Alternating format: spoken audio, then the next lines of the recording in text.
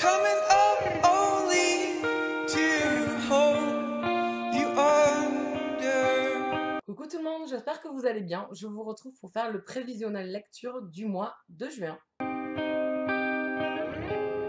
coming up. Qu'est-ce que j'ai prévu de lire au mois de juin?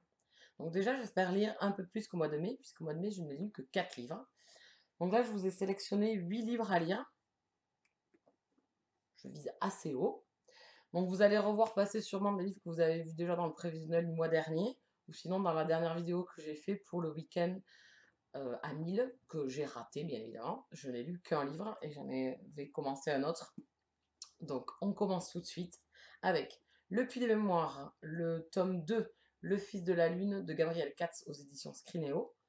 Ma lecture en cours, je l'ai commencé pour le week-end à 1000. Donc pas fini bien évidemment, j'ai lu 110 pages. C'était ma bougeard du mois de mai, donc je suis à cheval encore entre mai et juin, donc j'espère le finir assez rapidement. Ensuite, je compte lire Hacker, acte 1, Dangereuse affinité de Meredith Wilde aux éditions Michel Lafon, un livre que je viens de recevoir par les éditions Michel Lafon, donc il sera dans mes lectures prioritaires et les premières du mois de juin, donc sûrement après Le Puits des Mémoires. J'enchaînerai sur cette romance érotique. La couverture est très jolie, sauf trop de rose tue le rose. Je l'ai déjà dit, mais je m'y tiens quand même. Hein. Donc, à voir ce que ça donne. Ensuite, je compte lire Rosemary Beach, le tome 6, Simple Perfection de Abby Glines aux éditions J.C. Lattès Collection et moi. Livre que je vous ai déjà présenté, donc j'espère que cette fois-ci, ça va être la bonne. J'espère le lire durant le mois de juin.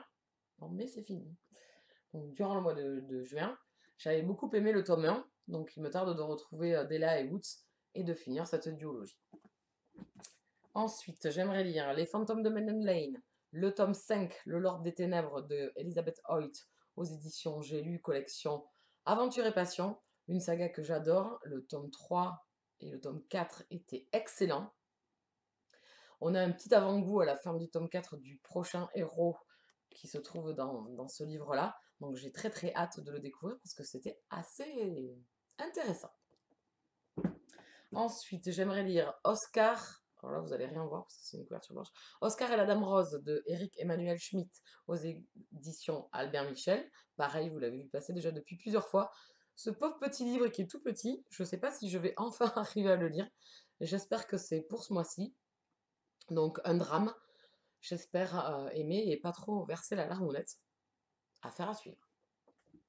Ensuite, j'aimerais lire Beautiful Player de Christina Loren aux éditions Hugo Roman, collection Nous Romance. J'ai bien aimé le tome 1, un peu mitigé. J'ai adoré le tome 2, donc ici j'ai vraiment hâte de découvrir le tome 3. Si c'est dans la même veine, ça devrait beaucoup me plaire. Une romance érotique également, à voir.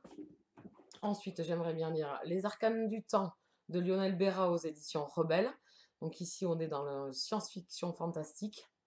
Un livre que j'ai dans ma pile à lire depuis 2 ans. Je pense que je l'avais acheté au Salon du Livre de Paris 2013.